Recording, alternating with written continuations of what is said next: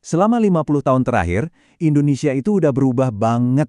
Ini tuh cerita tentang transformasi yang luar biasa, sebuah perjalanan pembangunan yang terbagi dalam dua era besar, tapi sebenarnya membentuk satu cerita utuh tentang kemajuan bangsa kita. Nah, pertanyaannya kan, gimana caranya sebuah negara bisa bertransformasi sedrastis ini hanya dalam kurun waktu hidup satu generasi? Untuk menjawabnya, kita nggak akan pakai opini ya, kita akan lihat langsung data dan tolak ukur utama yang melukiskan gambaran kemajuan yang jelas. Perjalanan ini tuh kayak punya dua babak utama yang sangat berbeda. Pertama ada era Orde Baru yang dimulai tahun 1966, sebuah periode pembangunan yang terpusat dan bisa dibilang ngebut. Lalu ada era reformasi sejak 1998 yang membuka jalan menuju demokrasi dan desentralisasi. Masing-masing meninggalkan jejak yang unik banget. Oke, kita mulai dari fondasinya dulu ya, yaitu mesin ekonominya. Kenapa? Soalnya tanpa pertumbuhan yang kuat, kemajuan di bidang lain tuh ya hampir mustahil terjadi. Yuk kita coba bandingkan kinerjanya. Kalau dilihat sekilas, angkanya langsung kelihatan ya. Di era Orde Baru, ekonomi Indonesia melesat dengan rata-rata 7% per tahun. Itu angka yang luar biasa tinggi. Nah, pasca reformasi, pertumbuhannya lebih moderat, di angka 5%, yang sebetulnya tetap solid. Tapi, apa sih artinya beda 2% ini dalam skala negara segede Indonesia? Coba deh lihat grafiknya, pilar Orde Baru itu kelihatan menonjol banget kan? Pertumbuhan 7% itu bukan cuma angka di atas kertas loh, itu artinya periode pembangunan masif dan ekspansi ekonomi yang super cepat. Nah, inilah mesin yang mendanai banyak sekali perubahan yang akan kita lihat berikutnya. Tapi, pertumbuhan ekonomi itu kan cuma sebagian dari cerita. Pertanyaan yang paling penting adalah, apakah kemakmuran itu sampai ke masyarakat? Dirasakan nggak sama orang banyak? Mari kita lihat bagaimana pembangunan ini benar-benar mengubah kehidupan jutaan orang Indonesia.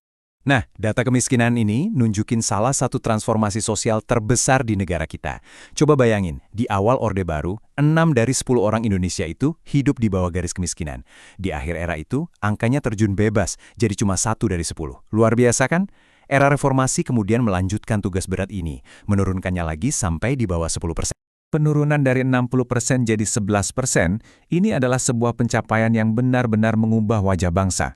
Ini bukan sekedar statistik ya, ini artinya puluhan juta keluarga berhasil terangkat dari kemiskinan hanya dalam satu generasi. Kemajuan yang sama kerennya juga terjadi di dunia pendidikan. Di awal Orde Baru, bisa sekolah dasar itu sebuah keistimewaan loh, cuma dinikmati sekitar separuh anak-anak. Tapi, coba lihat lonjakannya.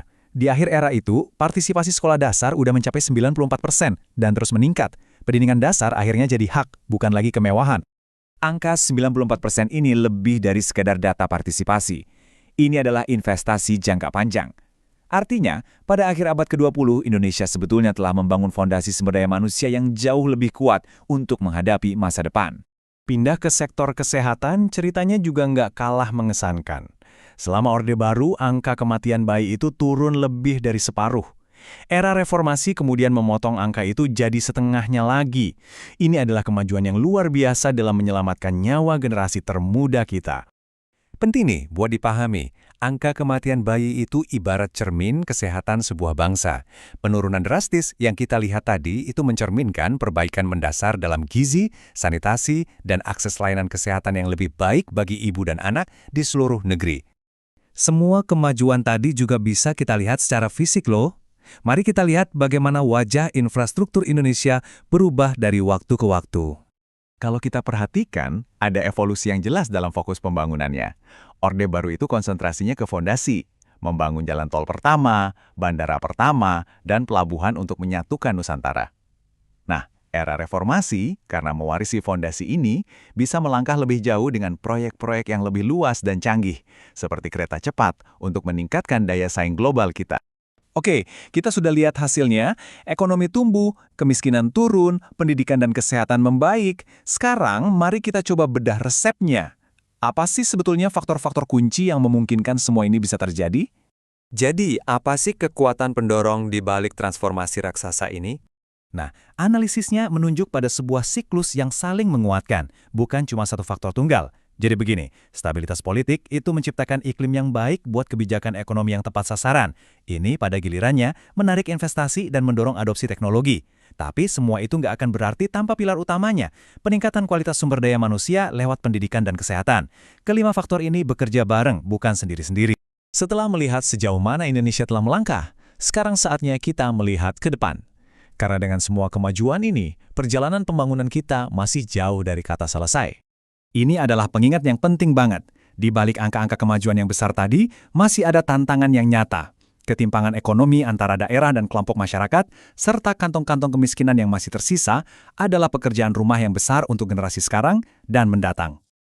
Pada akhirnya, semua ini kembali pada satu prinsip inti. Pembangunan adalah proses yang berkelanjutan untuk meningkatkan kualitas hidup masyarakat. Ini bukan proyek yang punya tanggal selesai, melainkan sebuah komitmen yang tanpa henti. Sejarah telah membuktikan bahwa Indonesia bisa berubah. Kini, tantangan-tantangan baru sudah menanti, mulai dari transisi energi hingga ekonomi digital. Pertanyaannya sekarang untuk kita semua. Tolok ukur apa yang paling penting untuk mengukur kemajuan Indonesia di masa depan?